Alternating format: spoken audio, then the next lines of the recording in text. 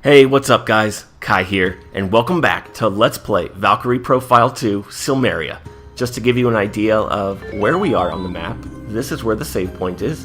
Again, it's just like 1 or 2 rooms away from the spring, and I brought you guys back here instead of at the mini-boss because that wasn't really a mini-boss. It was just a regular battle against those plant monsters, and I think the only reason they had a larger sprite is to make it harder for you to photon warp up there and recruit Virus. Speaking of which, I have her in the party now instead of Rufus, and I have her working on Fist of Iron, Mental Boost, and the Bug Swatter. As for attacks, she has Flame Shot, Fire Elemental attack that launches the enemies into the air and increases your heat gauge by 16%. One of the best archer attacks in the game. Flare Blast is another Fire Elemental attack. Poison Shot will randomly poison enemies, and she also comes with Shrapnel Shatter, which is really good against large enemies. But anyways, before we take on the boss and conclude our business here in the Sunken Temple of Karn, we need to go mess with the dais. By the way, this basin down here would normally be filled with water if you didn't push the block into the lefternmost stream on the upper levels. And when this is filled with water, you can only jump about this high, and you can't clear the gate. There's also a floodgate that you can mess around with. But if you do what I did, and pick up this hidden thunder crystal, then you never have to mess with that. You can just push the one block to the left, and that's it. You're done with the whole dungeon. Seems kind of pointless to have the floodgate mechanic, but well, this wouldn't be the first game that had switches you didn't have to mess with. Alright, let's put the... Yeah, we're going to switch those two. So now all of the enemies have their defense and magic defense cut in half. And now I want to go back to the spring to actually restore the Ice Blessing Sealstone, because that's going to be very useful to us in an upcoming dungeon. And I'm not worried about fighting any more enemies. So yeah, let's restore this. I would like to restore the other Sealstone when I get back to 4,000 crystals, so just keep that in mind because I'm probably going to do that off screen. You know what, let's try one more time to fight the last new enemy. Let's do it. Time enough for regrets in hell. No, doesn't look like he's here. Okay. Well, if you're playing along, you probably already ran into the giant crab, and you just want to fight them the same way you fought the giant crab in Surdberg. It's the other enemy that drops the tough fin, by the way, if you break its tail.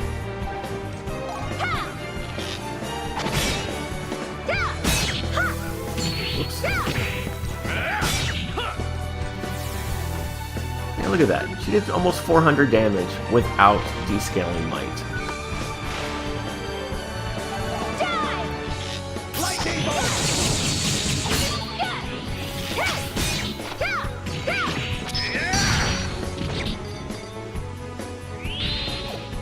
And she has the same soul crush as Shakan that I showed you guys a couple episodes ago. Hey, hey, a Mystic Cult Staff, nice. I never knew they dropped that. Huh. Interesting. Stay sharp. We ain't out of the woods yet. Speaking of soul crushes though, the giant crabs, if you break their claws, they can also give you an item that increases your soul crush damage when you're low on HP. So that could be something to go after if you're a fan of soul crushes. And the music here kind of reminds me of the Crystal Caverns in Symphony of the Night. And is it just me, or are all the water areas in these old school RPGs so peaceful? You know, I don't know if it's the water itself, or the atmosphere, or if it's just my natural affinity towards water because I'm a Pisces, but they always have the most relaxing music, and it's so serene. I love water areas. Not as much as snow areas, but the water areas are definitely a close second in my book, or in my opinion. Not gonna work out too well now, did it?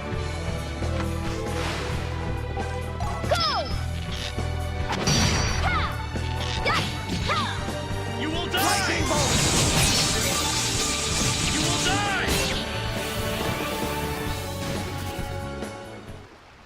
Our will cannot be broken so easily. So anyways, with this little puzzle here, you saw me photon warp through the wall from the bottom layer, and that's how you get to that seal stone. The other trick here is that you want to freeze this enemy and stand on him, so that way the floating guy doesn't get stuck under the floor. For some reason, if you're standing on the floor, it likes to go to the left a little bit more. That didn't work out too well, but I had to get that treasure box. So yeah, you want to freeze the other guy, stand on him, that way the ghost stays more to the right, and that will allow you to get the seal stone, which increases the amount of auth you earn by 50%. Could be useful for farming money, but in the next dungeon we're going to get a better way to farm money. So I wouldn't worry about restoring that one. Just hang on to it because we're about to fight a boss, and that's pretty much it. Let's see, there's the leader. Lightning bolt!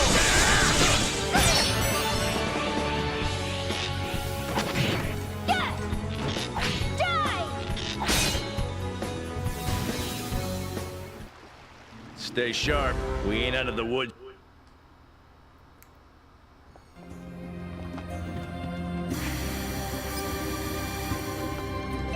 And here we get another crystal chainmail. Alright.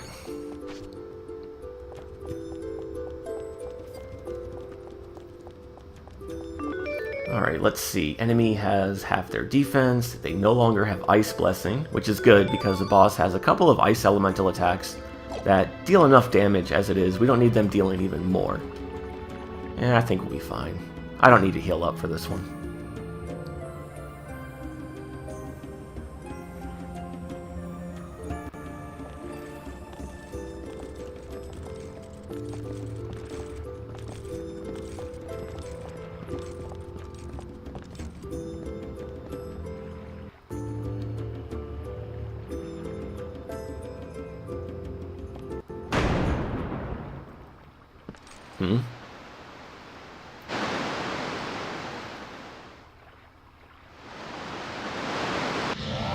Alright guys, it's boss time!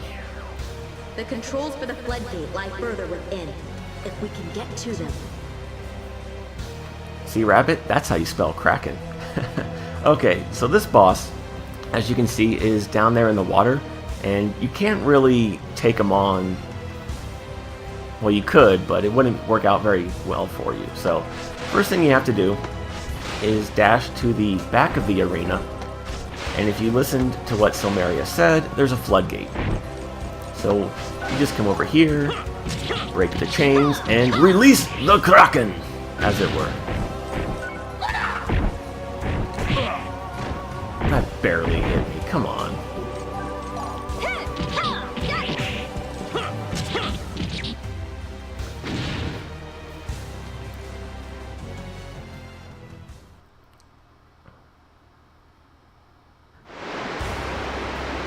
So now that the water is being drained out, we can actually go down there and take him on.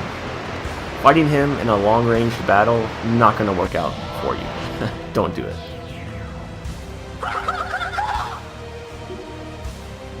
Oh, that voice actor. Okay, so first things first, let's use Might Reinforce on Arngrim. Okay, whew, that was close. Let's dash over here. Usually he'll try to walk up the stairs, but the thing is, he can't actually go up the stairs. So let's just go back and forth here till our menu resets. There we go. Yeah, just like in Star Ocean, you can't just spam items and spells. You have to wait for your menu timer to go down. Let's get Might Reinforce on Fyrus now. And let's go in for the kill. Lightning bolt!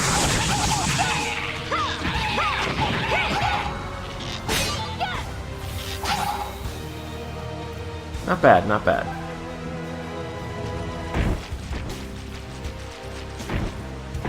Oh, I was just about to attack. Another thing you can do is actually get him stuck on the stairs and just stay behind him. And he'll never deal any damage to you.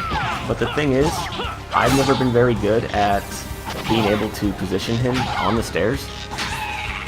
And I don't have spirit control on Alicia or any of my other light warriors, which is kind of a requirement for that.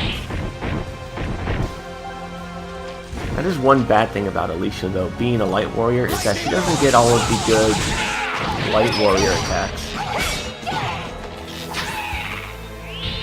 And we're just gonna finish him. Yeah, this guy is pretty easy.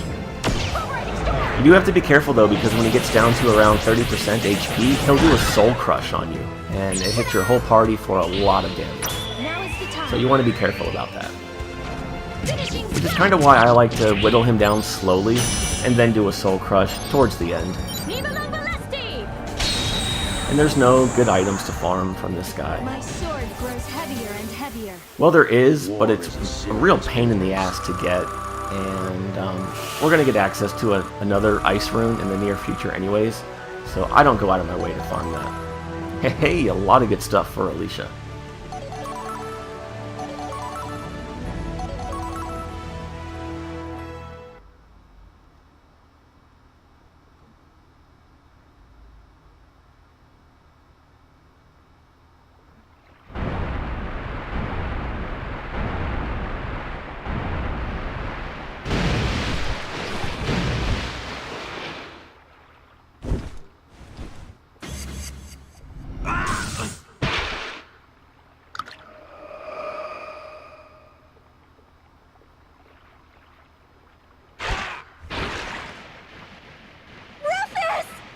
What's going on?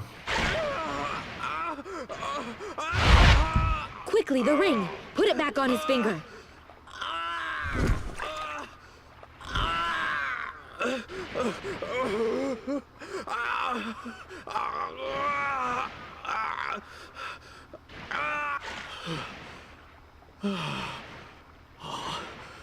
What just happened?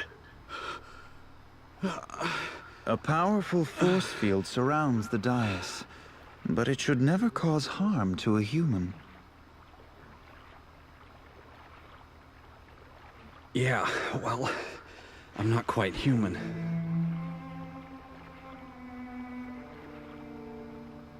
I'm actually half-elf. A god's flesh. The vessel of the gods.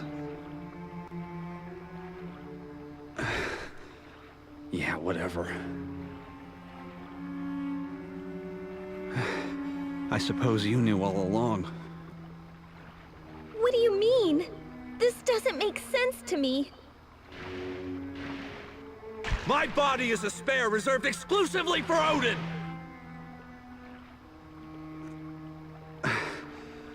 The ring prevents me from aging. Keeps me young so he can transfer into me whenever he needs. So, what would have happened if you hadn't put it back on? I've been told my soul will just burn away. This ring keeps me alive, with no hope of rebirth. I stayed silent about your secret, only for you to go and reveal it yourself. That's no way to talk to him. After all, he's fighting for your sake. Oh, really? You came all this way because you need us to succeed.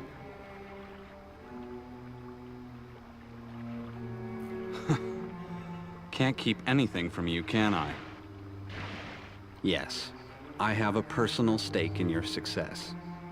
If you do manage to take Odin down, then my fate might also change. I've had enough. I've had enough of living like a farm animal in the forest of spirits. Your secret is out now. So, do you have any problems with everyone here knowing?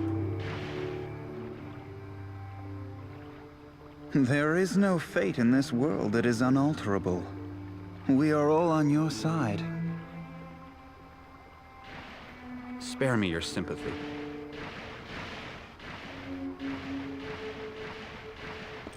The orb was taken in the direction of Kalstad.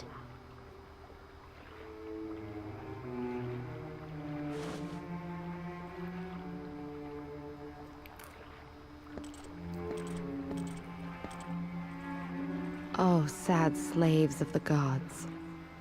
She kind of looks like... No, maybe that's just my imagination. Anyways, guys, Rufus's little secret is out. Man, that would suck having that fate. Anyways, for defeating the Kraken, we get the Divine Time Giver, so now you can attack endlessly, as long as you have the AP for it. And this is where Spirit Control really comes into play here. You can use, say, a mage or anyone with a knockdown to knock down the enemy, and then use your Light Warriors with Spirit Control to attack them endlessly, because you're going to recover about the same AP that you spend for attacking. And like I was saying with Alicia, the problem with her being a Light Warrior is that she doesn't get any of the good multi-hitting attacks. She gets a couple, like Cross Slash here, but if you really want to take advantage of Spirit Control and things like that, you're better off using another Light Warrior. Anyway, speaking of items, got a Mace Head. It's our first bludgeoning rune that gives, well, your other characters access to it, besides mages, that is. And with that, we can learn, oh, where is it? Magic Mail. Allows you to actually block magic attacks, but it doesn't work very often at all, so I wouldn't go out of my way to learn that. Can also learn Cure Condition with the Resistance rune. Enables you to recover from status ailments a little quicker in battle. Force Field 100 is really good. It allows you to absorb 100 damage before you actually start to take damage. Really good early in the game. And it's not 100 damage per battle, it's every time you attack. So let's say one enemy comes after you and they don't deal 100 damage, well, that shield is regenerated. So the next time you get attacked, they have to go through another 100 damage. Really, really good with a tank setup. And we can also learn Free Item, which allows you to use items for no AP in battle, which is another really good skill. See, we got a Stone Bullet, which is nothing special. And the other item you can get that I briefly talked about is a red ice rune. And you get that by breaking the Kraken's, I think it's lower head. But it's really hard to target, and even if you do break it, it's only a 30 or 40% drop rate. And again, when we get to the next story dungeon, we're going to have another way to get a red ice rune, so I wouldn't go out of my way to do that. What I am going to do though is fight the Kraken a few more times to get Fyrus caught up on some skills. Because at these levels, I think I get 34%. Yeah, somewhere around there. So I'm gonna finish off these skills, learn a couple more for her, and then I will meet you back outside, because yes, we do have to walk all the way back out. So I'm gonna take care of that and meet you back outside in just a few. Alright guys, we're back, and I know I said I would meet you outside, but I forgot about this guy. If you come back to Vilnor after defeating the Kraken and talk to the gentleman who told us about the Water Temple, you can get something. Just tell him you've been there, even though he told us not to go there.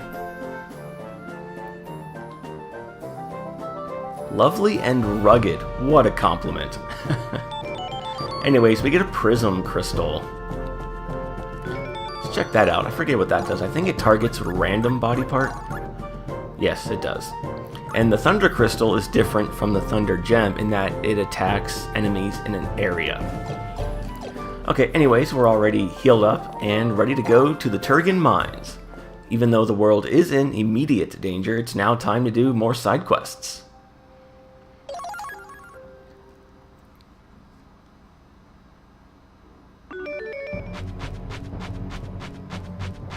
Alright, so for this area, I'm going to be using Lizard and Fyrus. Mostly Fyrus, because every enemy in here is weak to fire. And, well, she's going to carry me through this dungeon. That's pretty much the gist of it. She is the main reason why I like to do the Water Temple before coming here. Because some of the enemies in here are just damned annoying. You will die! Anyways, we got some repeat enemies that have Fairy in the box. And Monster Scales. The Fairy in the box is the same effect as Cure Condition. Screw your blocking. Ain't nobody got time for that.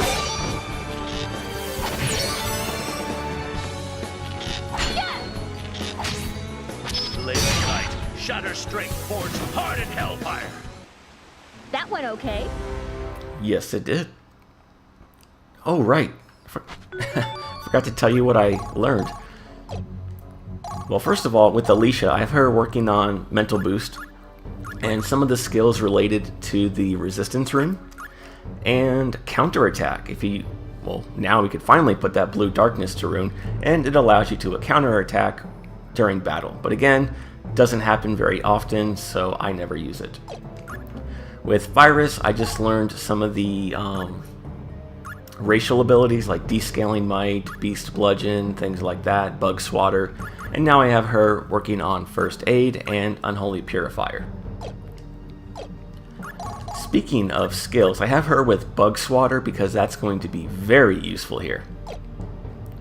Don't care about Arngrim or Lizard, so let's continue on. This is the dungeon where I first developed my hatred towards ghost enemies. You will learn to hate them too, viewers. I remember the first time I ever made it this far was the first time I played the game. It was about 6 or 7 years ago, and my girlfriend at the time bought me this game for my birthday one year.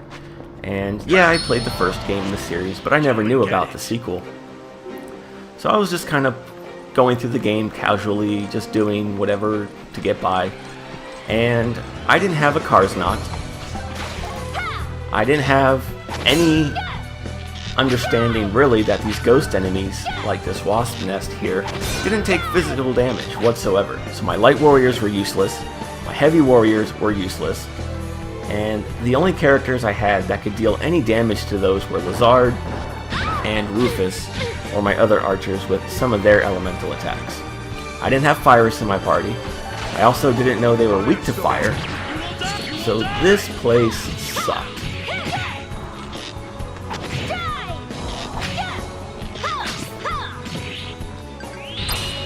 Whatever. So yeah, those wasps are the #1 reason why you want to bring Virus. They're weak to fire, they're insects, so you want to use Bug Swatter. And they're also some other kind of enemy type, but we don't have access to that critical skill. Okay.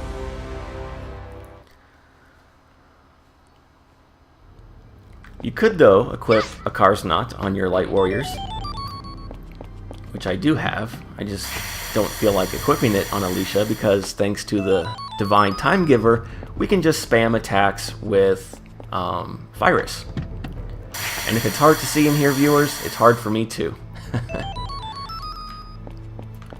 Let's see here. Got some treadmills. Aziz Light! Anyways, you want to come in this room first. Oh, shit. And not do that. Some more wasps over here to deal with. The nice thing about them is they have an ability called Schism, which they'll probably use before we get over there. And what they'll do is split in two, and this is a really good place to level grind if you want to gain some levels. You can just sit on your ass and have them split over and over and over again, and you'll be good to go. Look at that, 800 damage. Oh my god. What's wrong with you? They're on fire. That's what's wrong with them. Jesus. You can also farm royal jellies from the wasps, which are useful later in the game to make golden eggs. And over here we get the key to the mines, which you need to access some parts later on in the dungeon. But anyways, I'm going to call it quits here, guys, and when we come back next time, we're going to finish investigating the Turrigan mines and see if there really are giant insects. But until then, as always, thank you for watching, and I hope you have a good day. Stick around if you would like to read about our other latest Einherjar canon.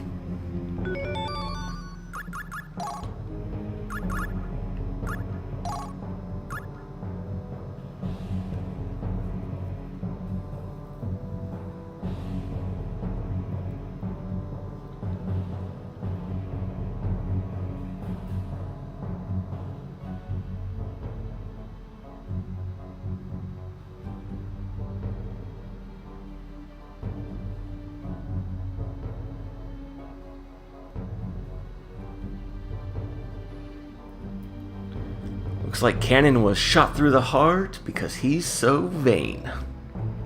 Yeah, that was a bad joke. We're going to end it here.